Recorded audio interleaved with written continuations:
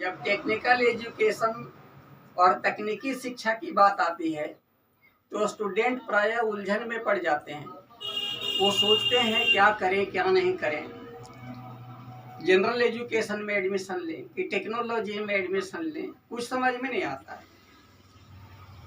तो स्टूडेंट्स के इसी उलझन को सुलझाने के लिए मैंने यह वीडियो तैयार किया है। आपको हम बता दें कि कैसे इस उलझन से आप बच सकते हैं। लेकिन हाँ, अगर आपने अभी तक इस चैनल को सब्सक्राइब नहीं किया है तो पहले इस चैनल को शेयर, लाइक और सब्सक्राइब अवश्य कर दें और बेल आइकन को जरूर दबा दें। उसके बाद ही हम आगे बढ़ेंगे। तो चलिए अब हम वीडियो के बारे में कुछ शुरू करते हैं। आपने अपने बुजुर्गों से, दादाजी से या पापा जी से या अखबारों के माध्यम से, किताबों के माध्यम से या किसी अन्य स्रोत से आपने सुना होगा कि आज़ादी के पहले से आज़ादी के बहुत बाद तक मनुष्य की जो मौलिक आवश्यकताएं होती थी उसकी पूर्ति कैसे की जाती थी। तो आपको पता होगा कि उस ज़माने में जो फंडामेंटल आवश्यकता, रिक्वायरमेंट है मनुष्य का, जैसे भोजन, तो भोजन तो खेती से निकलती है। अब खेत की जुताई करने के लिए पहले हल और बैलों का उपयोग किया जाता था।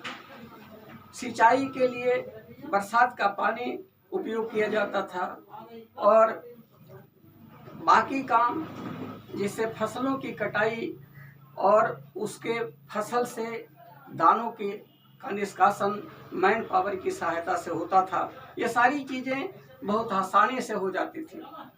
लेकिन अब ज़माना भी बिल्कुल बदल चुका है।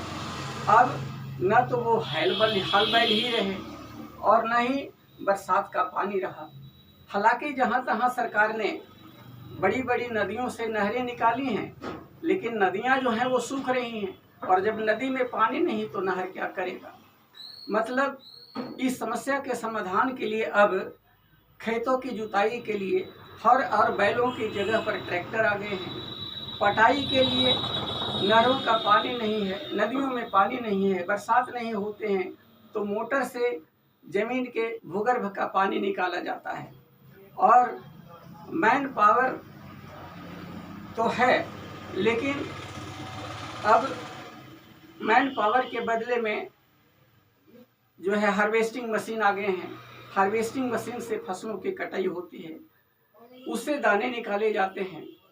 मतलब घुमा फिरा कर के कहने का ये है तात्पर्य कि अब हर हाल में टेक्नोलॉजी का आगमन हो गया है।